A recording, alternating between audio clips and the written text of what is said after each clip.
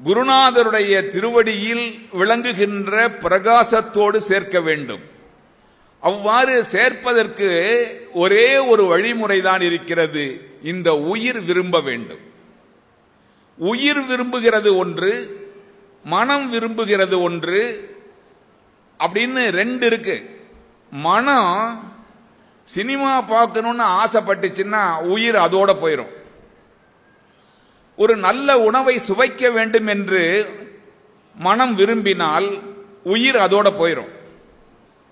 ஒரு நல்ல காட்சியை காண வேண்டும், நல்ல உணவை சுவைக்க வேண்டும், நல்ல இசையை கேட்க வேண்டும் என்று நல்ல ஒரு காட்சியை காணணும். இன்னைக்கு காவேரியை பார்க்கணும்னு ஆசைப்பட்டுச்சுன்னா மனம் அங்க போயிடும்.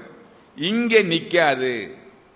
எப்பொழுதெல்லாம் இங்கு இருக்கின்ற இந்த உடம்பு உட்கார்ந்திருந்தபடியே மனமானது வெளியில் சென்று அலைகின்ற பொழுது உயிரும் சேர்ந்து போய்விடும்.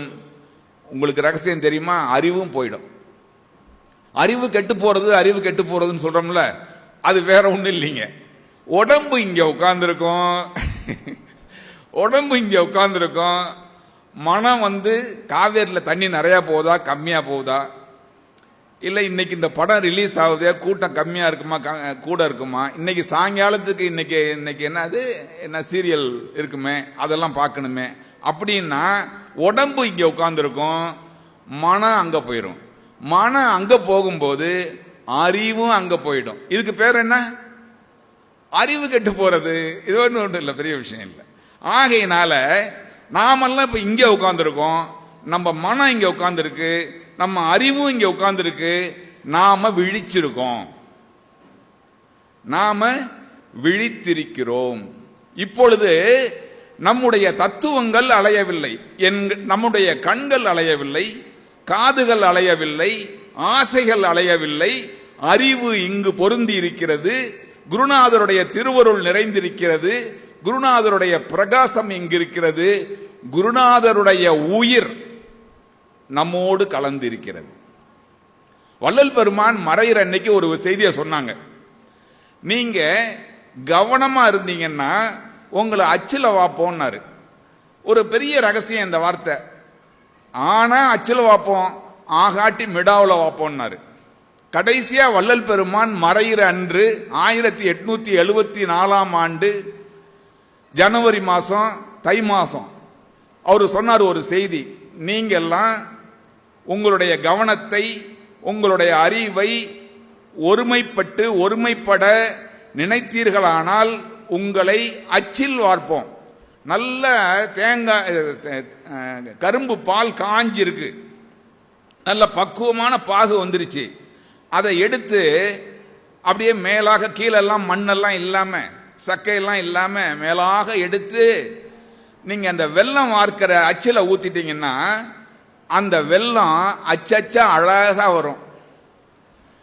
கடைசியில் இந்த மண்டி எல்லாம் எடுத்து என்ன பண்ணுவாங்கன்னு கேட்டீங்கன்னா ஒரு சின்ன சின்ன குழியை நோண்டி அதில் ஒரு துணியை போட்டு அந்த அடி மண்டியெல்லாம் சேர்த்து வலிச்சு ஊத்திடுவாங்க.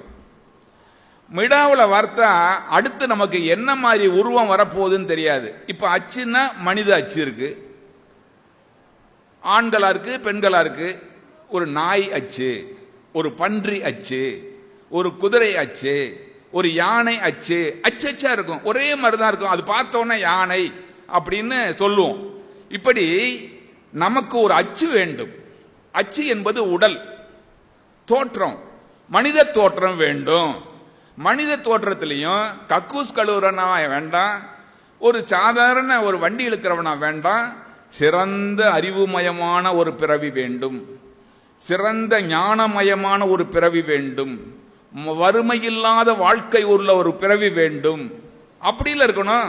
சிறந்த கல்வி, சிறந்த செல்வம், சிறந்த குழந்தைகள், சிறந்த மனைவி, சிறந்த கணவன், அப்படி ஒரு வாழ்க்கை வேணும். நம்ம எல்லாம் இல்லறத்தார்கள் அதான் வேண்ட போறோம். அப்படி நான் வாழ்ந்தாலும் எம்பெருமானே உன்னுடைய திருவடியை மறவாத ஒரு வாழ்க்கை, அத்தகைய அச்சு வேண்டும் சொன்னாரு வள்ளல் பெருமான். கடைசியா மறைகிற போது நீங்க இதுவரைக்கும் சொல்லி ஒண்ணுமே கேட்கல, இப்ப நான் மறைக போறேன், இன்னும் சற்று நேரத்தில் 2½ நாழிகையில் இந்த உடம்பு காற்றோடு கரைந்து போக போகிறது. உங்களிடம் நான் கடைசியாக ஒன்றை கூற விரும்புகிறேன். நீங்கள் சதா சர்வகாலமும் உங்கள் உயிரை நினைவோடு பொருந்தி, உணர்வோடு பொருந்தி, இறைவனோடு உங்களுடைய உள்ளத்தை வைத்துக் கொள்ளுங்கள், என்னோடு வைத்துக் கொள்ளுங்கள், என்னோடு சார்ந்திடுமேன். குருநாதர் சொல்றாரு, என்னோடு சார்ந்து கொள்ளுங்கள், என்னோடு சார்ந்து கொள்ளுங்கள். அவரு தான் இப்ப குருவா இப்ப பிறந்திருக்கிறாரு. அப்படி அவர் சொன்ன மாதிரி அந்த உண்மையில் வாழ்கின்ற மக்கள் அச்சில் வார்க்கப்படுவார்கள். இல்லைன்னா மிடாவுல வார்த்தா என்ன பிறவி அமைதோ, எந்த அச்சு கிடைக்குதோ, குதிரையா பிறந்தா பரவாயில்ல, கழுதையா பிறந்தா ஒரு மாதிரியா இருக்கும், பன்னிக்குட்டியா பிறந்தா 15-20 இருக்கும், சிங்கிளா இருக்கும்.